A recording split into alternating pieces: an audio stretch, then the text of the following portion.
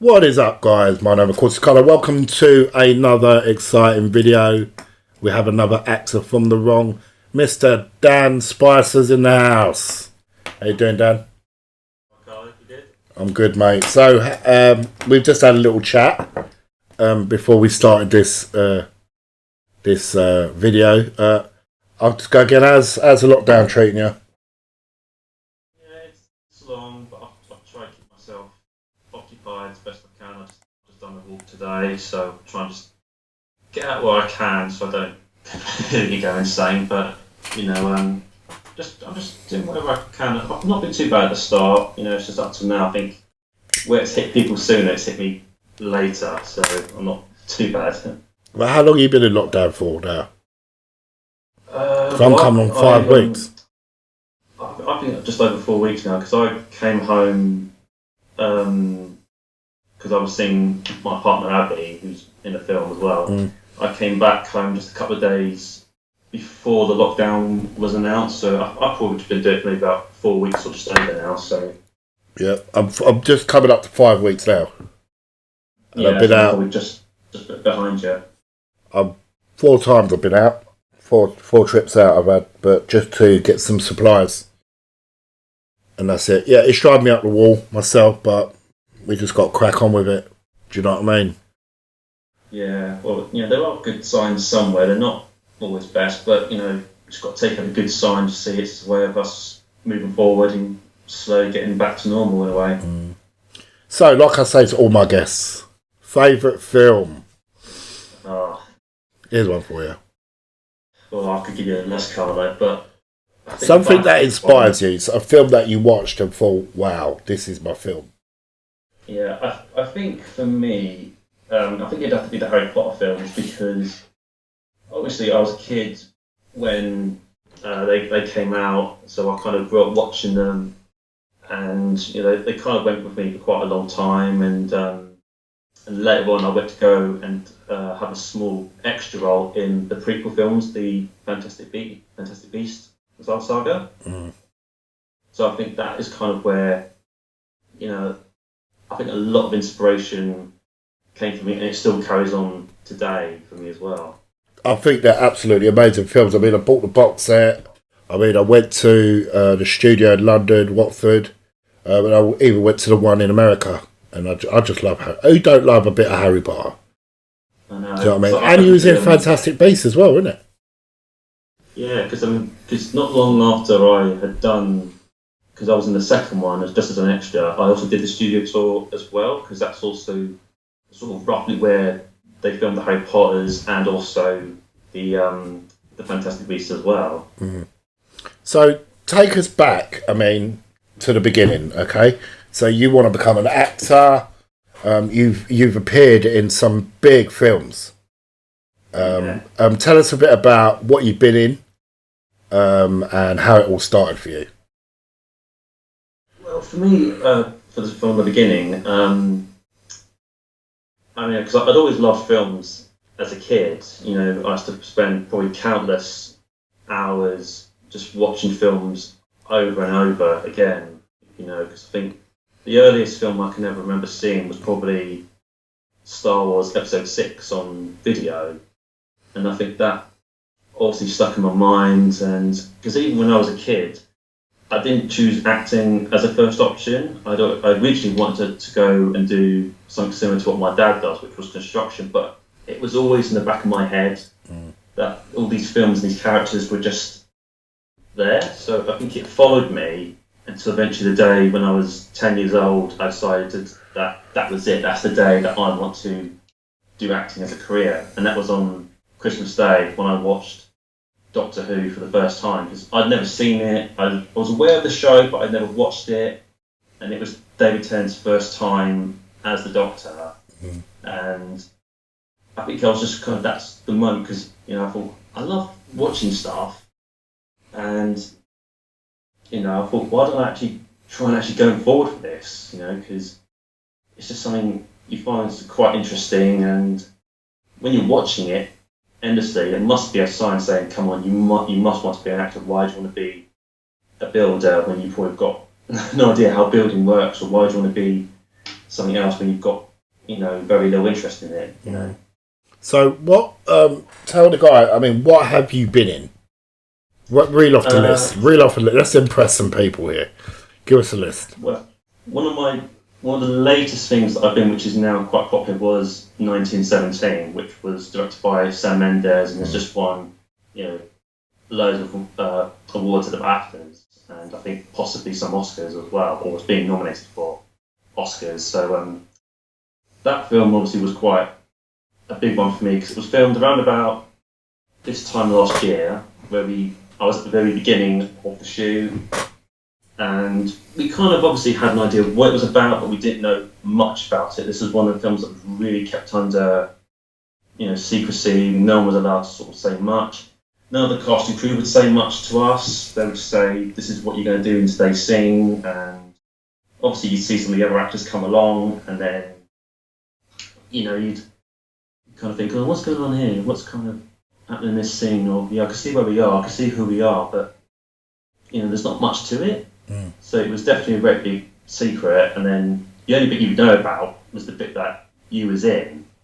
So, which obviously my bit, I was in I think the first sort of 10 minutes of the film, where they're, not trying to spoil the movie for anyone who hasn't seen it yet, but for those who have seen it will know obviously what happens. But I was in the trenches at the beginning, and I did go see it in late January.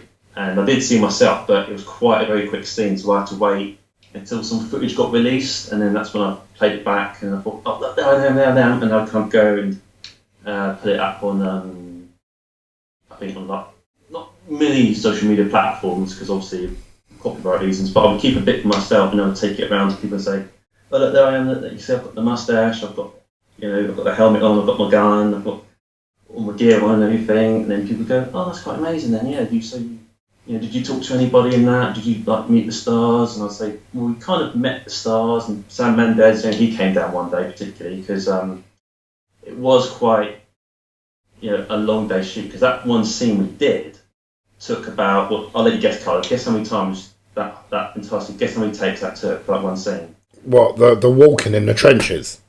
Yeah. When their two main characters are walking, and looking at that was one take by the looks of it. Yeah, because the film is shot in one take, but... I would say about 20 times? Nah, double that. About 45 times. Wow. Every single day. Because some of it was, things did go wrong. There was an outtake, particularly with, I think his name is Andrew Scott, who was in the film. He was in another Sam Mendes film, Spectre, the last Bond film that came out not long ago.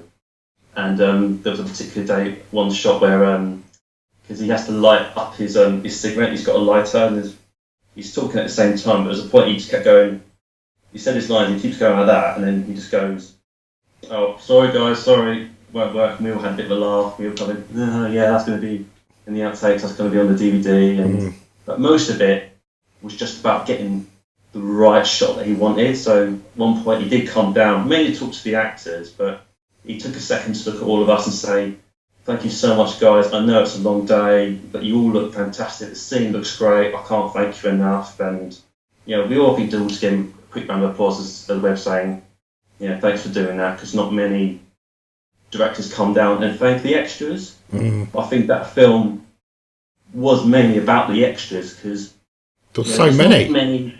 Yeah, and because they had that big stars in like Benedict Cumberbatch and Colin Firth, but they didn't have much dialogue compared to some of the other actors. So it was more of a film for the extras, because sometimes they needed up to 500 guys a day just for one scene. So it was about, you one leading actor and then 500 guys. So it's kind of, well, most of it's down to these extras because they're bringing the scene to life. They're your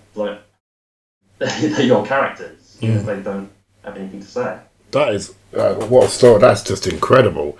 Do you have any fond memories of being on that set? I mean, I know you obviously see Sam Mendes came down. Apparently he's a really nice director as well. Oh yeah, definitely, yeah. Because I've never had that before, where a director's come down and said, "Look, I know you're struggling, guys. I know it's tough, but look, you're doing a great job." So anyone who does that, is a great director, because extras are not really often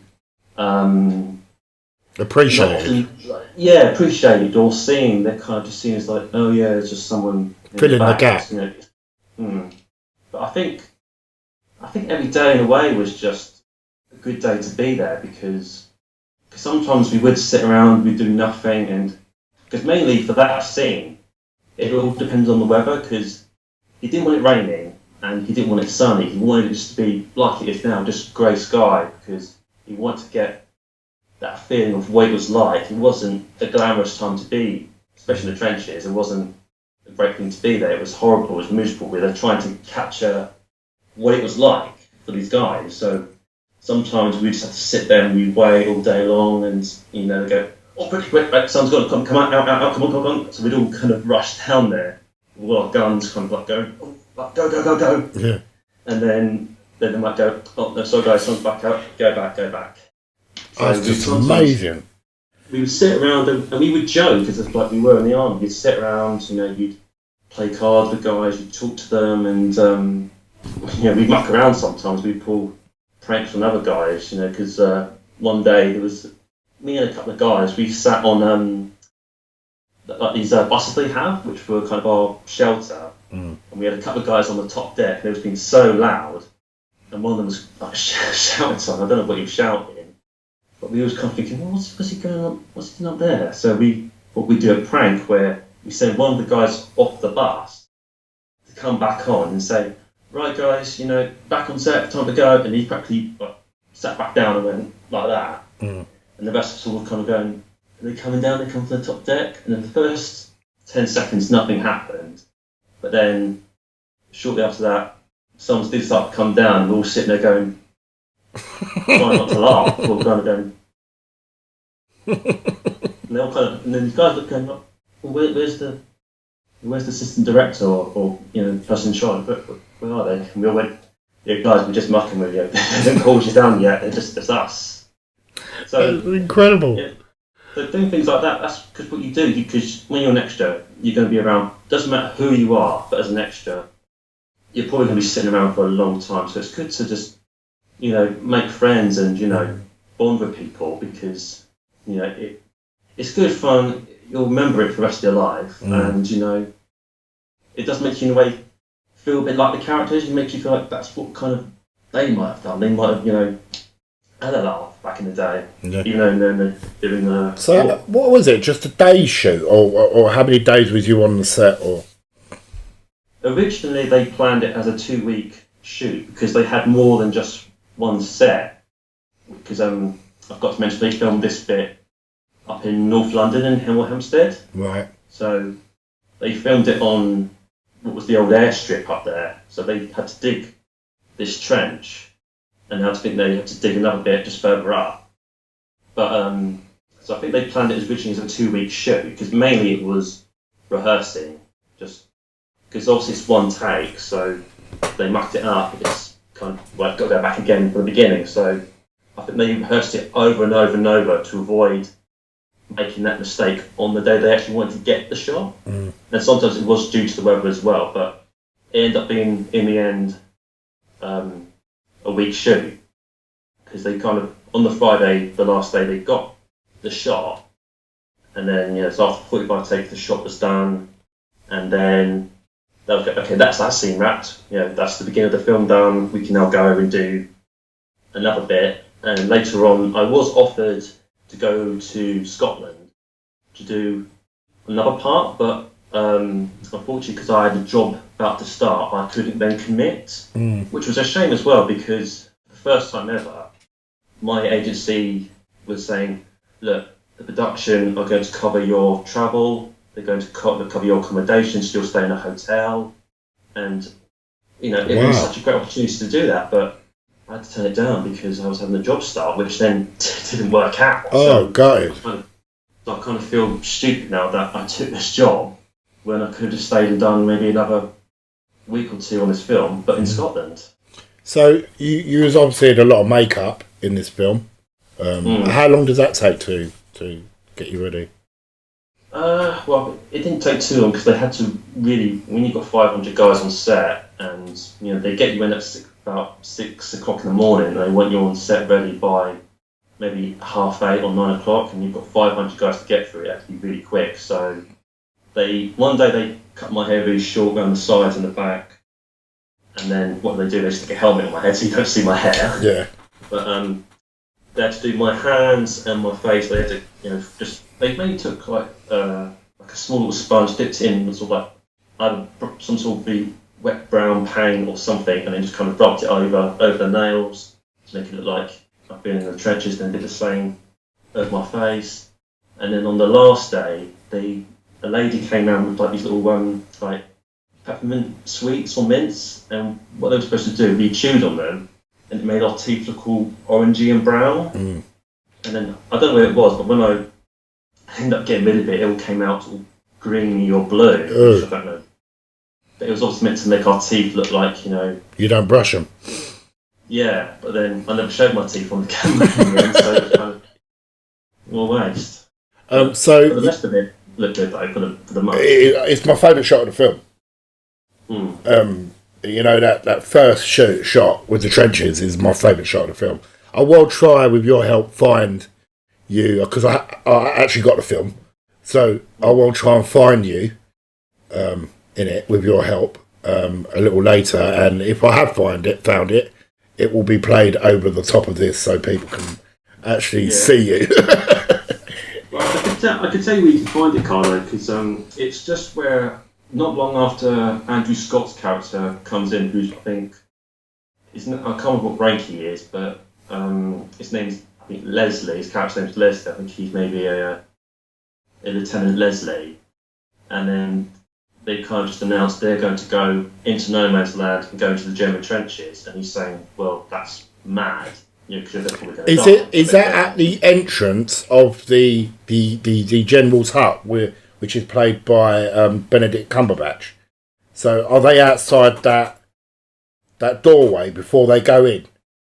Yeah, they've just seen Colin Firth's character, who's the general, and he's obviously assigned them on a mission. So they've walked probably about, I think, like maybe 2 to 5 minutes up the trench. They've gone and met Andrew Scott's character, and then he's going to take them to a periscope to say, right, if you want to survive going through no man's land, you've got to follow these directions. And just as they come around a bend, he says the line. Andrew Scott says the line, "Laswell, let him have a look." And I'm standing on the corner of this little so like the door, like the pathway, which is kind of almost like a doorway into this part of the trench, is there, and I'm standing on the corner. I've got my rifle pinned upward, and I'm supposed to be cleaning it, like brushing the mud off a bit or dust or something, and I'm kind of going, like, blowing all the mud out, and then I look up and have a look at what they're doing. I think I know where you are. But if I do find it, you guys will know I found it because it will be playing over the top of this in slow motion. Yeah. So we see Dan. So, go on. It'd be a bit more easy to identify me as well because I've got because some of us we're given rain macs, like it looked like a bit like a cape, but it's like a rain mac. So I had that kind of hanging over my shoulder, whilst a lot of other guys wasn't given a rain mac. They were just given a standard kind of like had all their pouches with their ammo or whatever they had on them. So mine will be a bit more easy because I've got a cape and I've also got a mustache growing as well. So it'll be a bit more easy. Did you actually grow that, or was that makeup? That was an option. They said you can either grow one or you can go clean shave it. But whatever one you pick, that's the one you've got to stay with. So I had that growing for just over a month, and then once the shoe was finally completed, I got rid of it because it was really starting to itch, so I had to get rid of it. Well, I'm used to it. I've always got a moustache and a beard, as you know. So that is just amazing, Dan. So let's go to Fantastic Beasts. So he was in that. What other stuff was you in? I've done quite a few more bits, but some of it I can't quite say just yet, because obviously some of it's still under production. But one of the latest things I did was a new Marvel film called The Eternals. Yep. Which was due to come out in November of this year, but has just recently been pushed back to February of next year due to COVID-19 putting a hold on some of the film industry. So a bit of a shame that's been pushed back, but it's still going to come out. But I came in just at the very end of the movie. We was filming the last scene, which was filmed in Camden. We filmed it on night shoots for about a week. Right. So it looks like it's the final part of the movie because it looks like a battle or fight is taking place on the streets of Camden, and there's people running away in terror. You've got police turning up and doing something, probably trying to see what's going on, trying to maybe fight whatever it is that's happening, and there's people flying through the air and stuff. So that again was quite a big one because originally I was actually going to be a police officer in that, but what happened was I turned up for the fitting, and then when I got there, they retook my measurements, and they then realised, as soon as they took my waist, my trousers, they realised that there was going to be a problem because my size had unfortunately gone up a bit, and they also had ordered in sizes that were too small. So unfortunately, I lost that role and ended up being pushed down to a normal person. My agency contacted me and said, "Yeah, really sorry about that. Didn't realise production had made that mistake. But do you still want to do it as a normal extra?" And at the time, I was a bit annoyed because I travelled. I got really early morning from Epsom to go up to Pinewood. I'd gone through the rush hour, and I was really just livid that day to think, I've just got here. Now you're telling me you've ordered a size too small for me, and because the top half, all the shirts and everything fitted, it was just the trousers that didn't fit. But I was just livid that had happened, but it was still work, and I thought, okay, fine, it's a week's worth of filming, I'll take it. It's a night shoot, so I'll get paid more money because it's out of hours. So it's more money compared to a regular day shoot, which 1917 was. So. Oh, that is amazing. So you got 1917, Fantastic Beasts, and Marvel's Eternal, which is obviously going to be a huge movie, and now you're in the wrong. Yeah. Your favourite director. Yeah. So, how do you feel about that? I mean, what's your outtake? Yeah, I'm quite excited to be a part of that because obviously, I know we live quite close to Carlo, and obviously we get to probably communicate, see each other more than the rest of the cast and crew. But of course. I think it's just we both share the same kind of ideas. We kind of have similar ways of how this film is going to be done. Obviously, I read the script. I thought it was fantastic, and I know a few details before I read the script. Yeah. Which I thought was quite amazing, and just the kind of thing I thought this is something I really always wanted to do, but it's very hard to get cast these days because a lot of stuff I've done since I left college, drama college, it's just been hard to get any work with dialogue in. I've had very little work with dialogue in, stuff that I could actually just say, well, look, here I am saying something, whilst I normally go, oh, yeah, there's me just walking along, or there's me just standing there smoking or having a drink or something. So this is kind of an upgrade in a way. It's a better project to be a part of. Okay, it might not be Hollywood or something as big as the Eternals or 1917, but it's still something that I think is going to be worth seeing. It's something that's definitely going to make people think, that's amazing. Who did this? Who made it? Who are these people that are in it?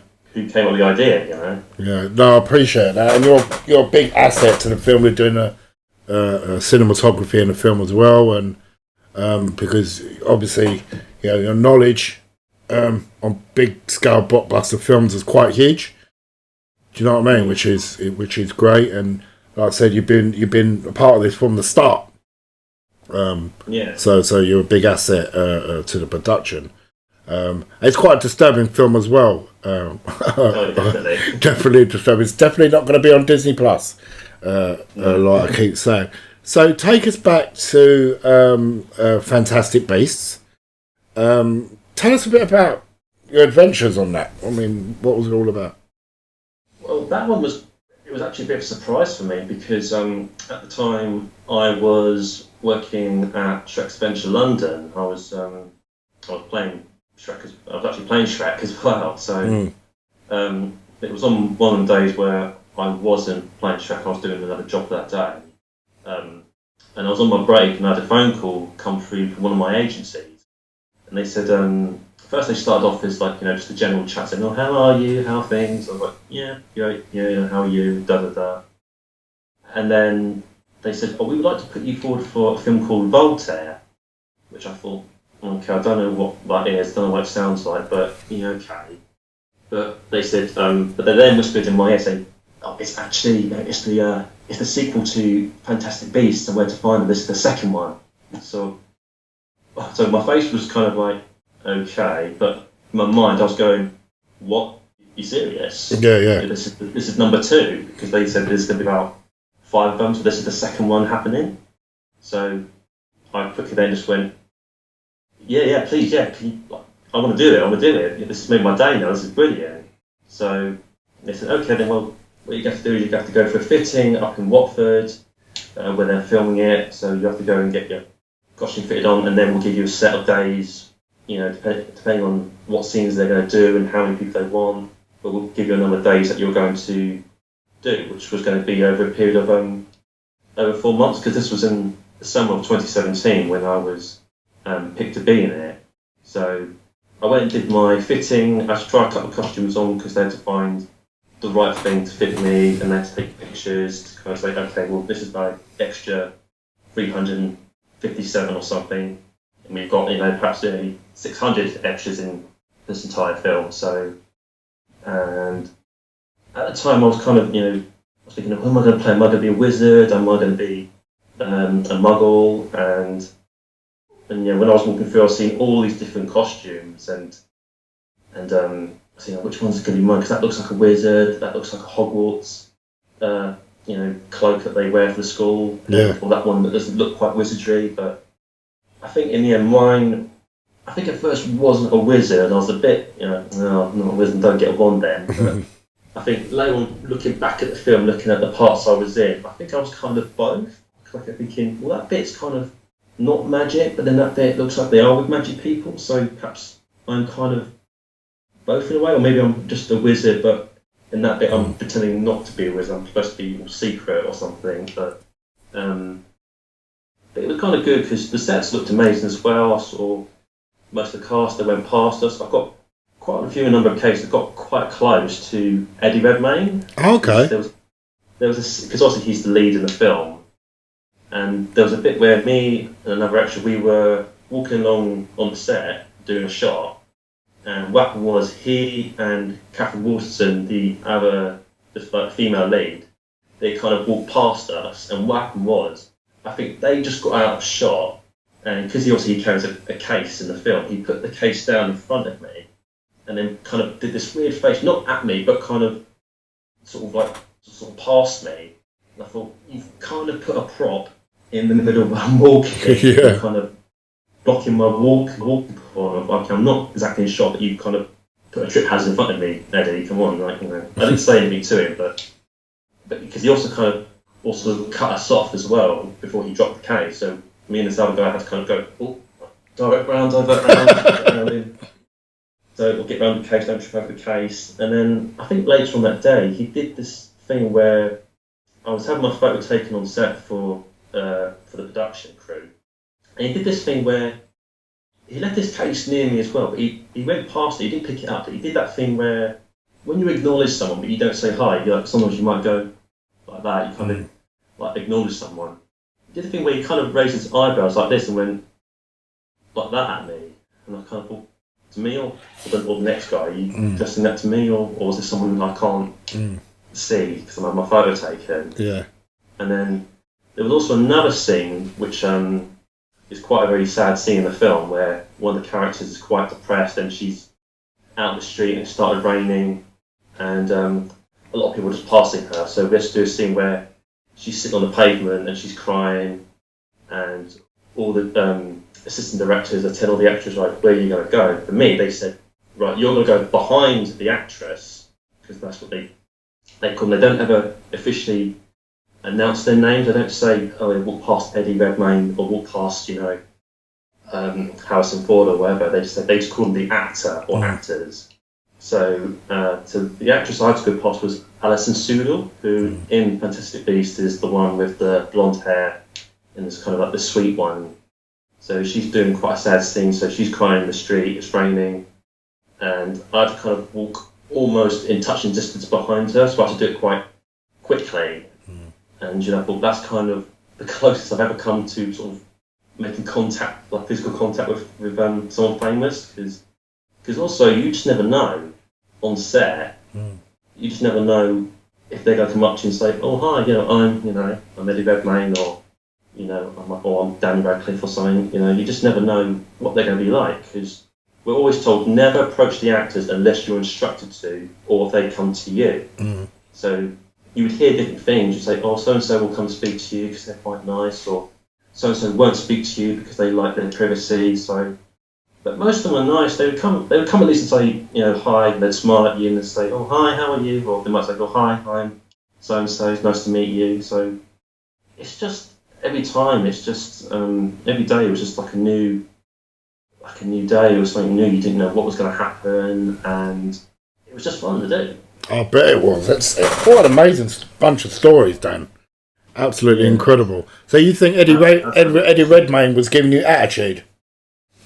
Not attitude. I think it was just like what you doing? It's just kind of one of the things where you're like it's not negative and it wasn't positive. It's kind of like, I'm confused here. I don't know. Are you saying hi to me but without saying hi? Are you just kind of doing like because it wasn't like it wasn't kind of doing like a quick eyebrow kind of.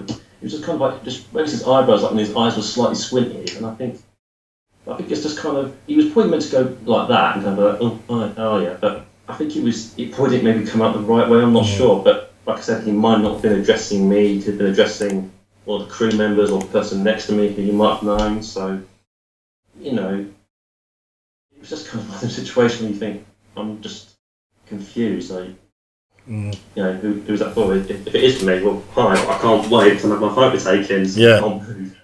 That's amazing. So let's get back to the wrong. So you're now in the wrong. Without giving too much away, just explain who your character is, who you're playing.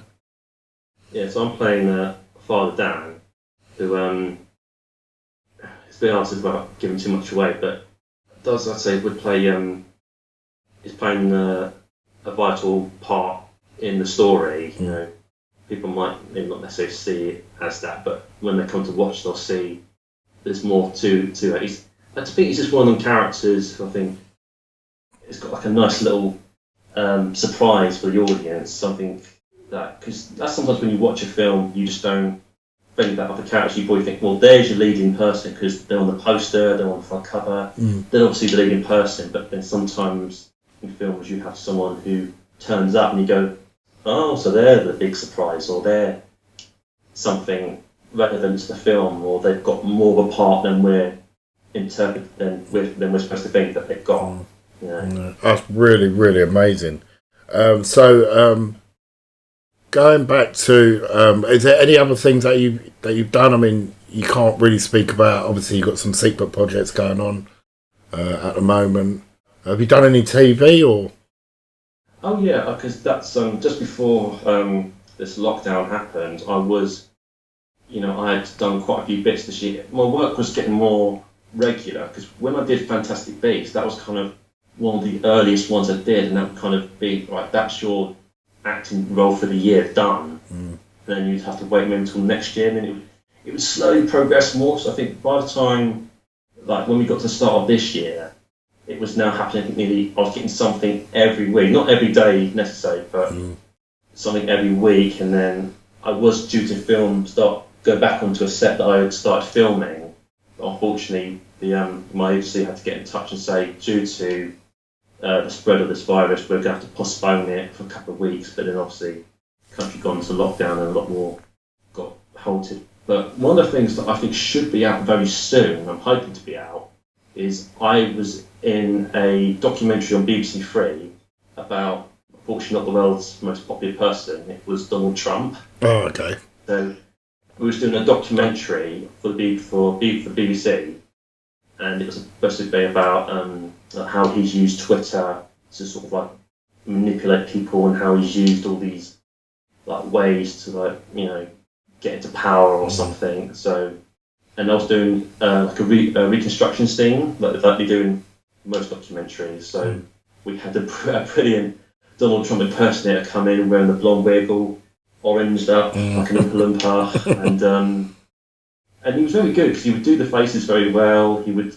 even though we didn't have any dialogue to say, he would still act like Donald Trump. He would do all the sounds. He would try and put an American accent, and he would do all the Donald Trump. Yeah, bullshit.